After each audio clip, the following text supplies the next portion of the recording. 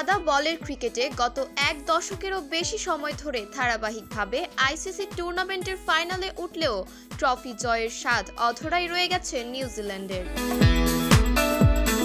গত ১১ বছরে ৫ বার ফাইনালে খেলেও ৪ বারই শিরোপা হাতছাড়া হয়েছে কিউইদের। তাই এবারে টি-20 বিশ্বকাপ ফাইনালের আগে আবেগ নয়, ট্রফি একমাত্র লক্ষ্য। এমনটাই জানালেন নিউজিল্যান্ড অধিনায়ক মিশেল সেন্টনার।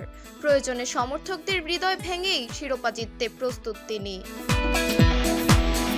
ফাইনালের আগে সংবাদ সম্মেলনে দৃঢ়তার বার্তাই দিলেন কিউই অধিনায়ক। এবারের টুর্নামেন্টে ফাইনালে ওঠা দুই দল ইন্ডিয়ান ন্যাশনাল ক্রিকেট টিম এবং নিউজিল্যান্ড ন্যাশনাল ক্রিকেট টিম কেউই পুরো আসরে অপরাজিত নয়।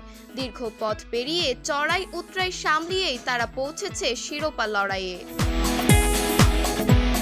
সেমিফাইনালে নিজেদের সেরাটা উজাড় করে দিয়েই তারা বিদায় করেছে শক্তিশালী প্রতিপক্ষ South African national cricket team ও ইংল্যান্ড ন্যাশনাল ক্রিকেট টিমকে। আহমেদাবাদে ৮ই মার্চের ফাইনালের আগে নিজেদের ফেভারিট ভাবছেন না সেন্টনার। প্রায় ১ লাখ দর্শক ভারতের সমর্থনে গলা ফাটাবেন, সেটাও ভালো করেই জানেন তিনি।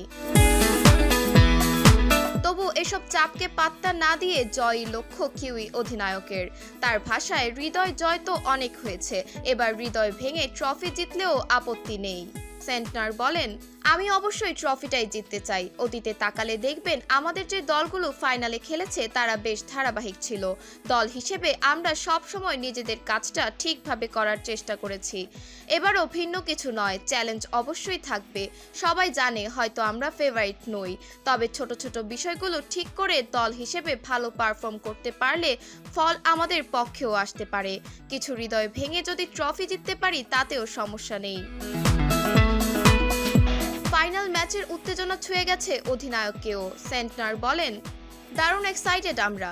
বিশ্বকাপের আগে ভারতের বিপক্ষে একটি সিরিজ খেলেছিলাম, যা আমাদের জন্য ভালো অভিজ্ঞতা ছিল।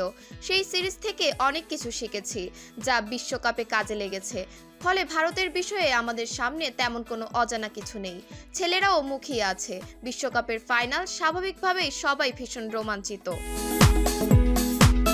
দুই দলের ফাইনালে ওঠার পথ নিয়েও কথা বলেছেন সেন্টনার বলেন, প্রতিটি দলের লক্ষ্যই থাকে গ্রুপ পর্ব পেরিয়ে সুপার 8, সেমিফাইনাল এবং ফাইনালে ওঠা।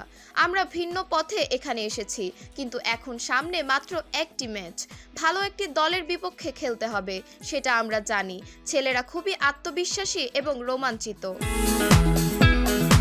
ফাইনালের উইকেট প্রসঙ্গে তিনি বলেন, উইকেট তখনও কাভারে ঢাকা ছিল, তাই কাছ থেকে দেখা হয়নি।